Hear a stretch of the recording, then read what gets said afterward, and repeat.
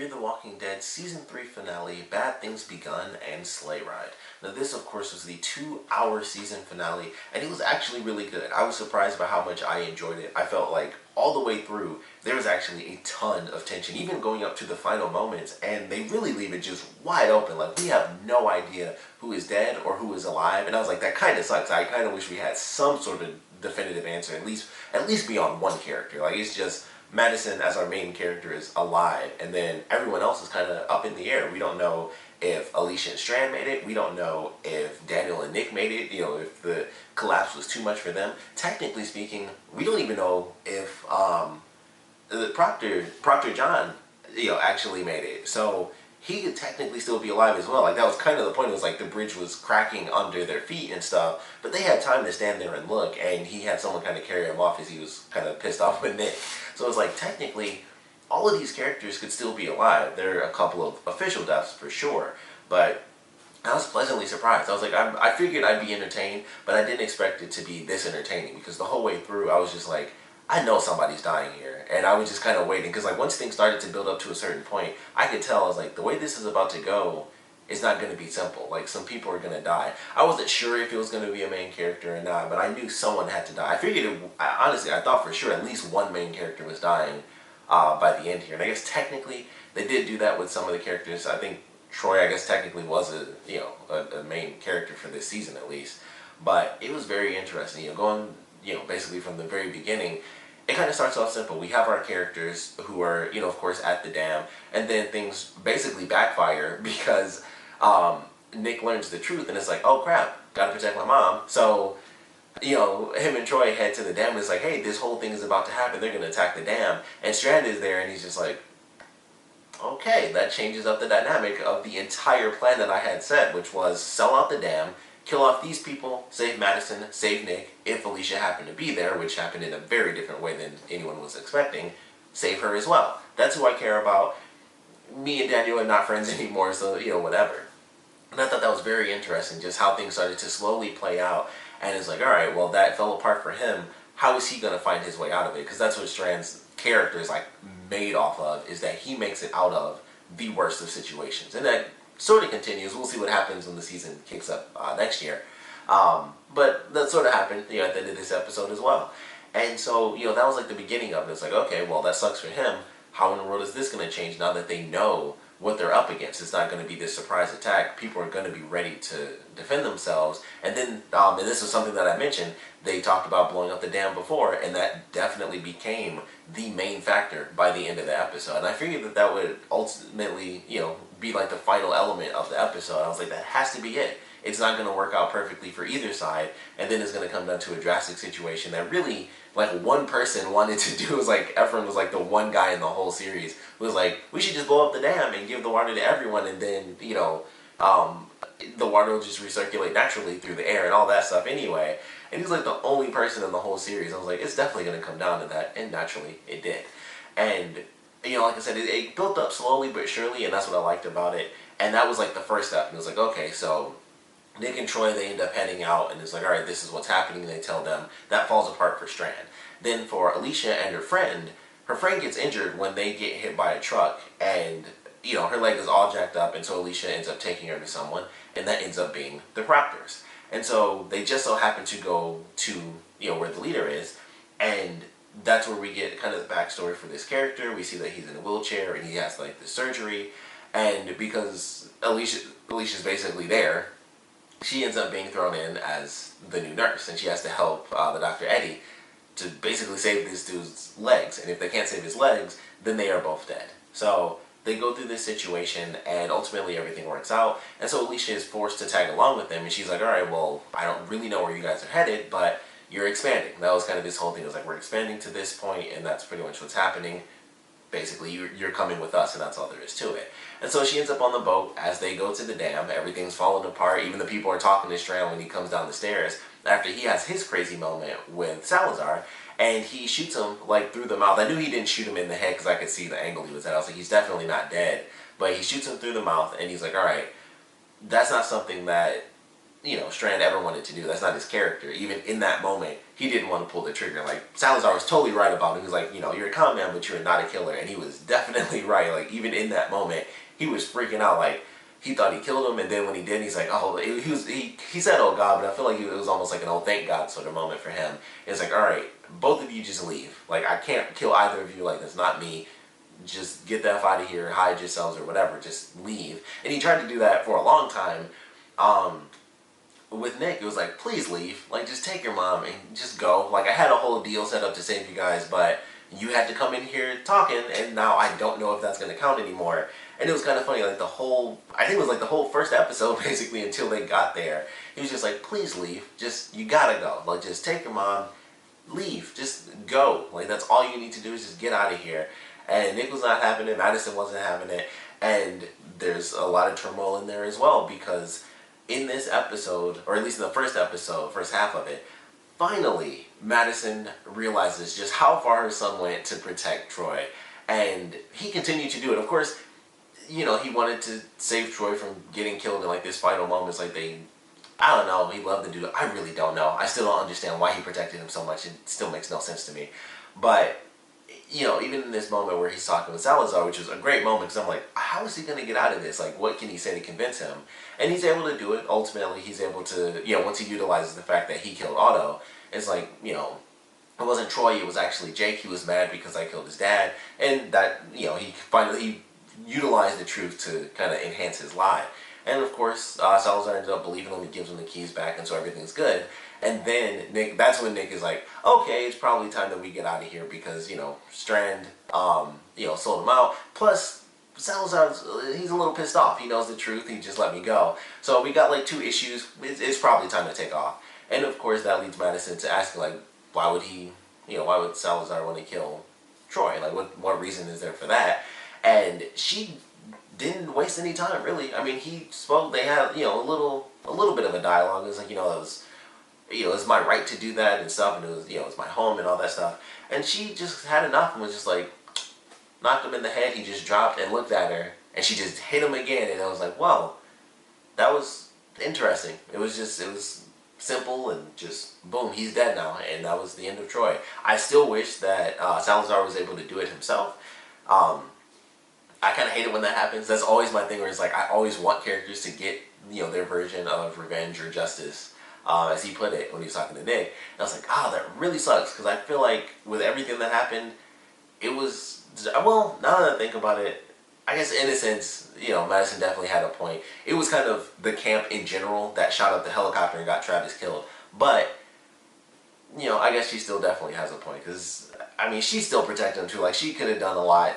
Her and Nick were both just screwing up saving this dude's life, because she kind of wanted to take over at the ranch and, not lose it and, sort of take control. So that's why she was protecting him early on.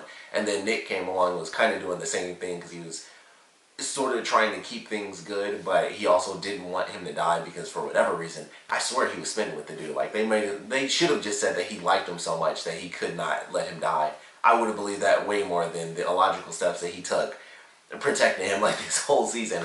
I would have been like, if they just said that he like legitimately fell in love with this guy, I would have been like, that actually just makes way more sense to me than any reason he could possibly have for just saving him, because there's really no reason. It was just that they were very similar kind of crappy people, and that was pretty much it. And Nick was fighting it and Troy didn't, and I guess it was like that bad boy attitude that got Nick enticed. So I don't know, but either way, Troy ends up dead in this episode.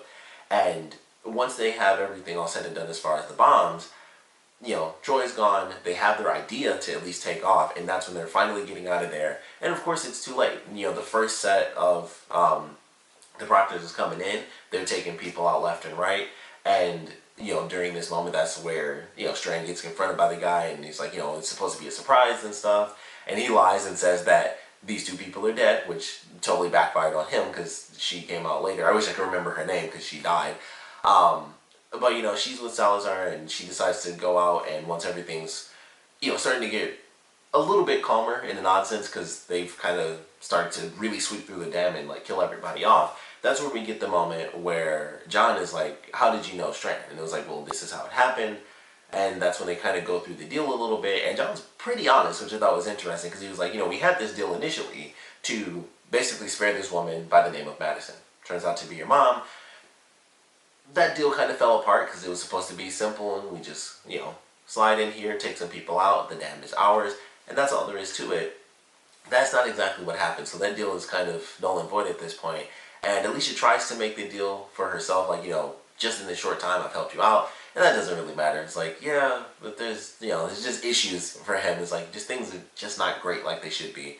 So they, of course, go through kind of the motions a little bit. We have Nick and Madison being, hidden in like this little offshoot of a room by Strand. Eventually he comes back and they're super pissed off with him and he's still trying to protect them. And it's like, I just want to get you guys out of here. As crappy as he is to betray so many people at the dam and just have all these random people killed, it was like, at least these two people, 3 if Alicia comes back, which she did in a really unfortunate way for him, but at least you guys just put these freaking clothes on, let me just walk you out the front. That's all that it needs. That's all it takes. And he was really just trying to get them out so that he could solve, the disaster that he was just trapped in right now. And of course, it all comes down to that final point at the bridge. And I feel like that was like the last 30 minutes of the episode of, the whole season took place on that bridge. He's walking them out. He's almost got them out. It's like, you guys just keep going and just get out of here. I'll get Alicia, and then eventually I'll send her to you. You guys go to this place, and I'll send her there. And then that's when the woman comes in, and like I said, I really wish I could remember her name. Like, I hate not remembering characters' names in the episodes when they died. It's like, that always feels like the worst. But she comes in, and she's super pissed, and she's shooting a couple people up, and I was like, she's definitely going to end up dying. And of course, she gets shot in the stomach, and then she's shot in the head, and that's it. And once that happens, we find out that it was John himself that actually did it, and that's when he's there, and that's when the final confrontation happens, where actually, I think they leave the bridge and then go back to the room, and then they go back to the bridge, now that I think about it, but that was still within the last 30 minutes. So he gathers them all up, and that's when they have this creepy little moment where they're all in this tiny room, because I couldn't tell if he was going to try to kill them there. I still didn't know if someone would end up dying. So everyone's in this room, and they're kicking up on Strand. It's like, you lied, you said that this person was supposed to be dead, and now she comes back. Like whack-a-mole, he said, it's like, it makes me wonder if this guy's going to come back. And so he doesn't believe anything Strand's saying about these people being dead, which he has a great reason to, because neither of them were actually dead.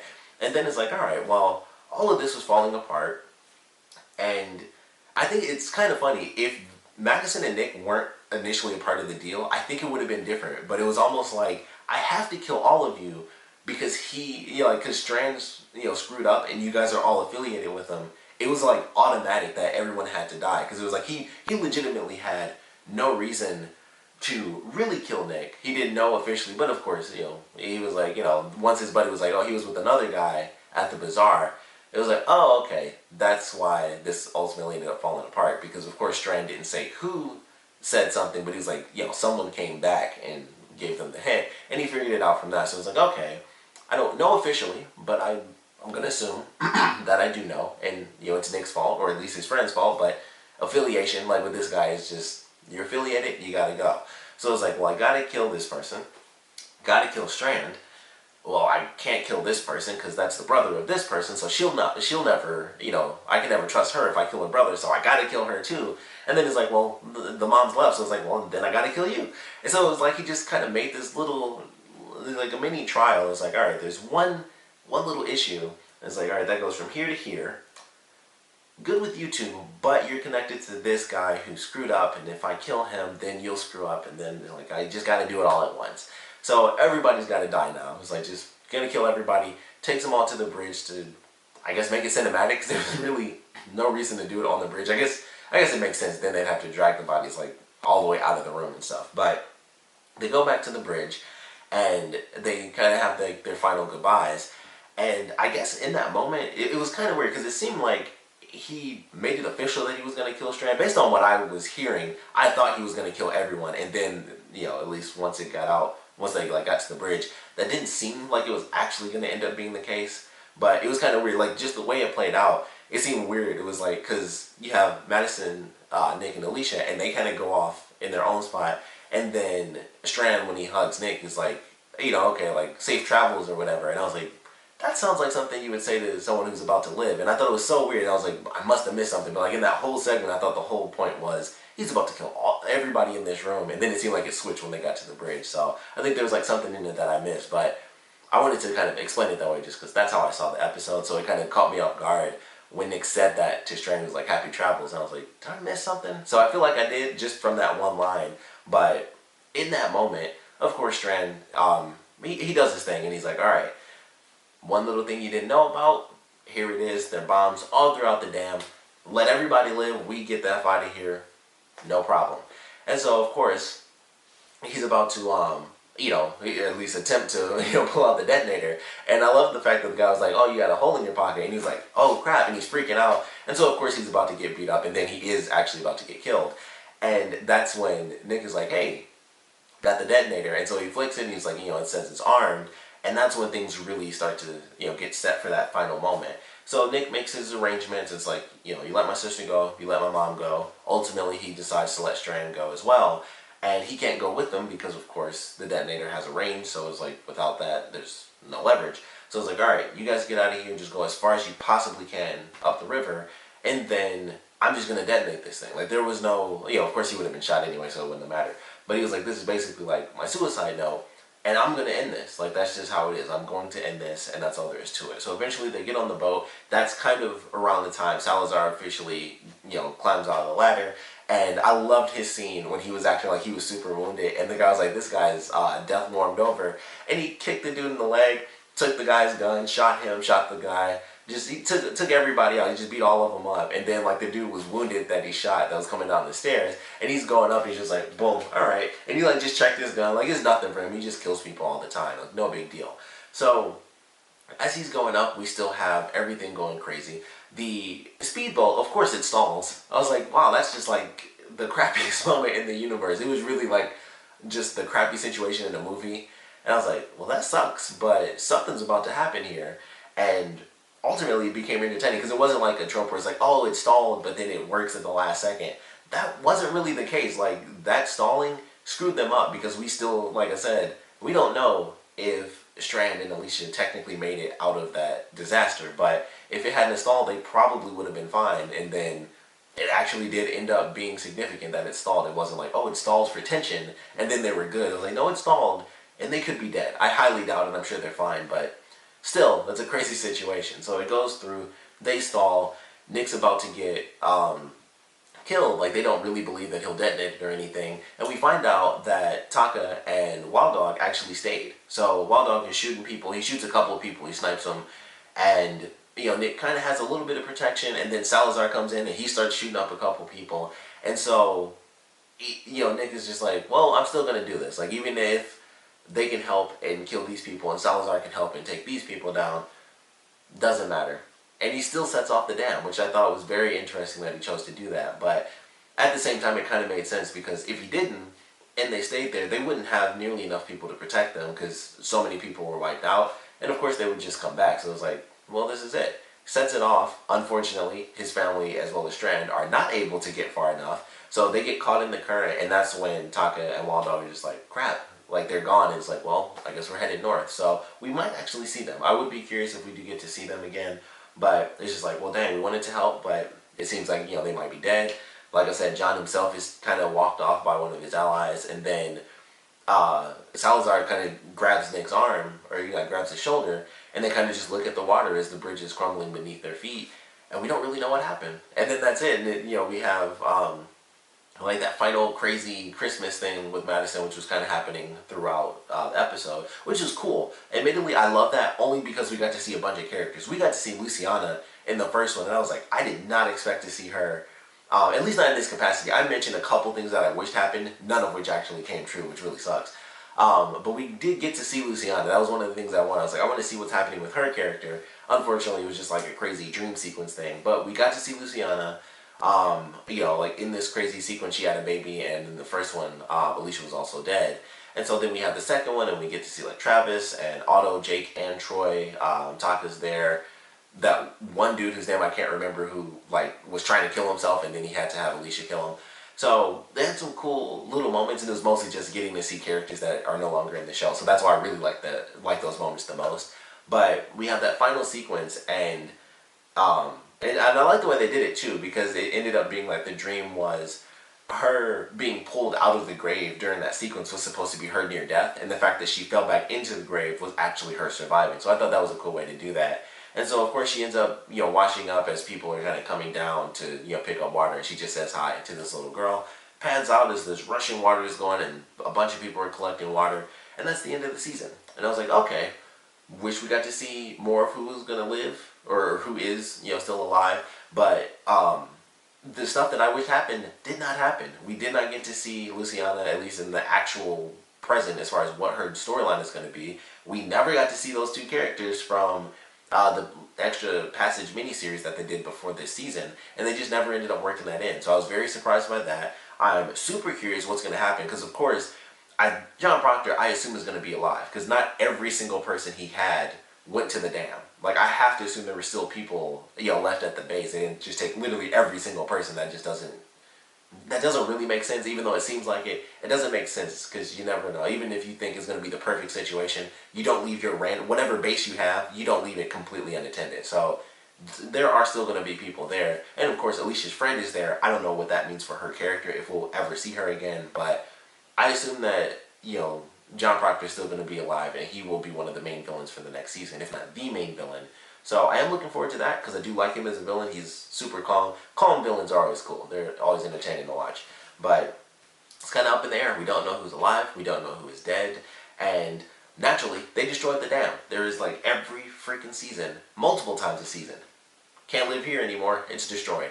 I don't know. The hotel is all they got left. They could clear it out again. Maybe. That's like their only option. Or just some new location. I don't know. But it was definitely a good season finale. I'm looking forward to the next season. I'm very curious how things are going to play out, where characters are, how far apart they were stretched as far as, passing out in the water, or some people not being caught in the water, like Strand and, or like Salazar and Nick. They can just walk and go somewhere if they want to. So I am curious how things are about to play out for these characters, and who is alive, who is dead, what is going to happen with Luciana. Are we going to see Taka and Wild Dog come back as characters again? Are we going to get some sort of tie-in with those two ladies from the passage thing? So maybe we'll get that. I'm curious what they're going to do this upcoming season for the mini-series thing. So I'm definitely curious how that's going to play out. But either way, definitely a good finale. Very curious how things are going to play out for sure, because it was such an open ending. Like, here's one character alive. Everything else is just up in the air. So nice way to, have that little mystery there. Curious where things are headed. Of course, would love to know what you guys thought about the finale, so please comment below. Let me know your favorite parts about it, your least favorite parts about it. And would love to know your theories for what's going to happen next season, what you guys want to see from next season, and of course, what you guys thought about this season as a whole, and naturally, this finale in general. So please comment below, let me know, and thanks for watching.